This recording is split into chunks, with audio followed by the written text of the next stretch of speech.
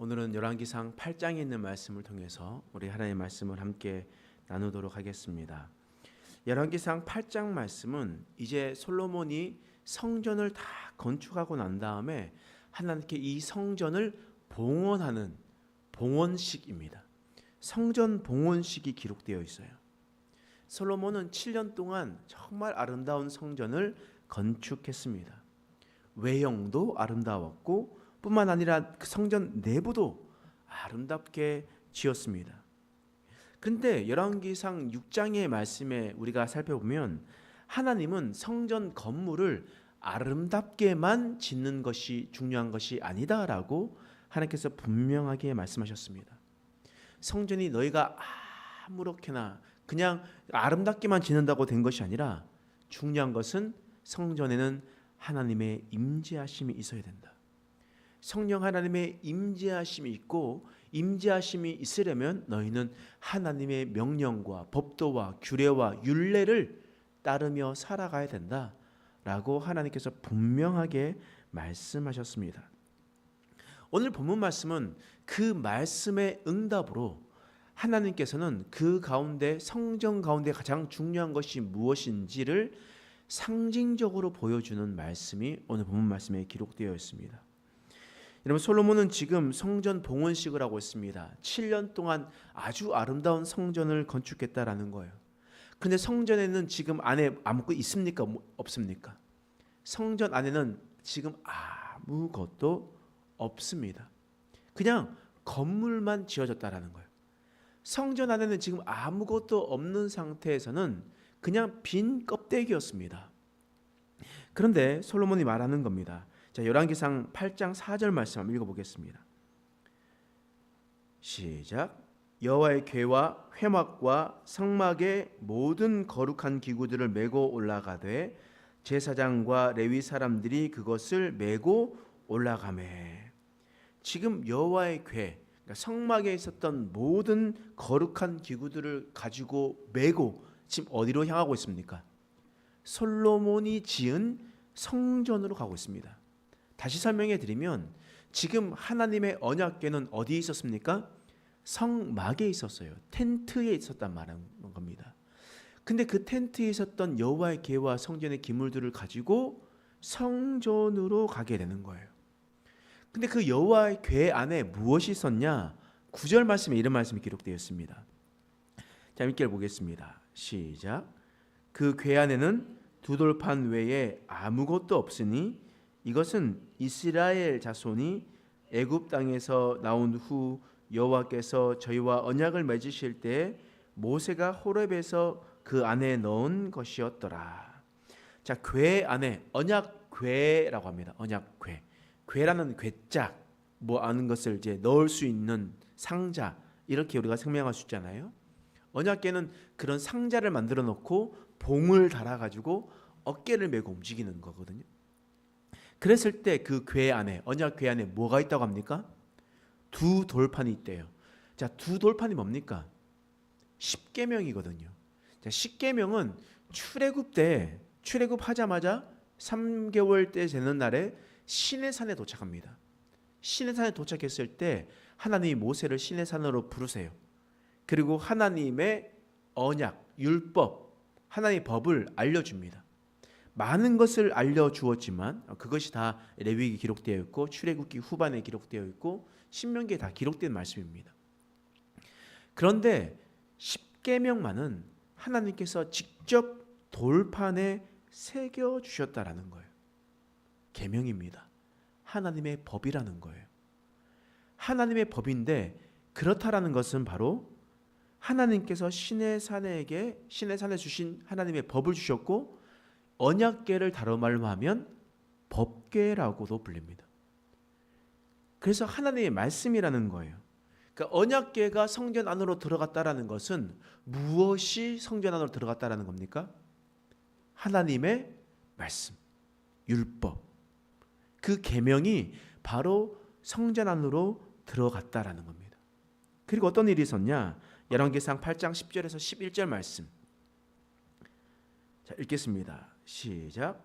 제사장이 성소에서 나올 때에 구름이 여호와의 성전에 가득하매 제사장이 그 구름으로 말미암아 능히 서서 섬기지 못하였으니 이는 여호와의 영광이 여호와의 성전에 가득함이었더라. 제사장이 성소에 나올 때, 제사장이 성소에 나올 때라는 건 어떤 의미겠습니까? 메고 올라갔었던 법궤를 성전에 두고 이제 제사장이 나올 때 어떤 일이 있었냐? 구름이 여호와의 성전에 가득하게 되었다. 법궤를 메고 가기 전에는 가득했습니까? 그렇지 않다라는 거예요. 근데 언약궤를 메고 들어가고 난 다음에 가득해지는 겁니다. 11절 말씀해 보니까 여호와의 영광이 여호와의 성전에 가득함이었더라. 기록합니다. 성전이 아무리 아름답게 지어지고 성전이 아무리 내부가 화려하게 치장한다 할지라도 그곳은 빈 껍데기일 뿐입니다. 그러나 하나님의 말씀이 그 안에 들어가는 순간 하나님께서 그 자리에 계시다라는 것을 보여주는 사건입니다. 하나님의 임재하심은 언제 일어나냐? 하나님의 말씀이 성전 가운데 거할 때 일어나는 겁니다. 그랬을 때 하나님의 영광이 일어나는 거예요. 여러분, 이 진리를 분명히 알아야 됩니다. 왜냐하면 우리도 그러한 상황에 놓여 있기 때문입니다. 무슨 말이냐면 고린도전서 3장 16절 말씀에 사도 바울이 이런 말씀을 증거했습니다. 너희는 너희가 하나님의 성전인 것과 하나님의 성령이 너희 안에 계시는 것을 알지 못하느냐. 사도 바울은 분명히 우리에게 말했습니다. 너희는 성전이다. 너희 몸은 성전이다. 그리고 너희 안에 성령께서 함께 하신다 라고 분명하게 말했습니다. 그렇다라는 것은 구약시대와 신약시대와 동일하게 하나님께서 우리 가운데 임재하시려면 어떻게 됩니까? 우리 안에 무엇이 있어야 된다는 거예요? 여호와의 말씀이 있어야 되는 겁니다. 여호와의 말씀이 있었을 때에 하나님께서 함께 하신다는 겁니다. 여러분, 교회에 오실 때요 아주 이쁘게 꾸미시고 이쁘게 해가지고 원래 이쁘시지만 이렇게 여러 가지 이쁘게 해서 교회에 나옵니다. 빈 껍데기입니다. 여러분, 교회에 와서 말씀을 듣고 그냥 돌아가서 예수 믿는다고 소리치면서 주위의 사람들한테 나 예수 믿는다고 이야기하지만 그 안에 말씀이 없으면 빈 껍데기입니다. 그것이 무엇이냐? 그 말씀을 받은 대로 내가 삶 속에서 지키며 살아가는 것. 그랬을 때 하나님의 임재하심이 넘쳐난다는 겁니다.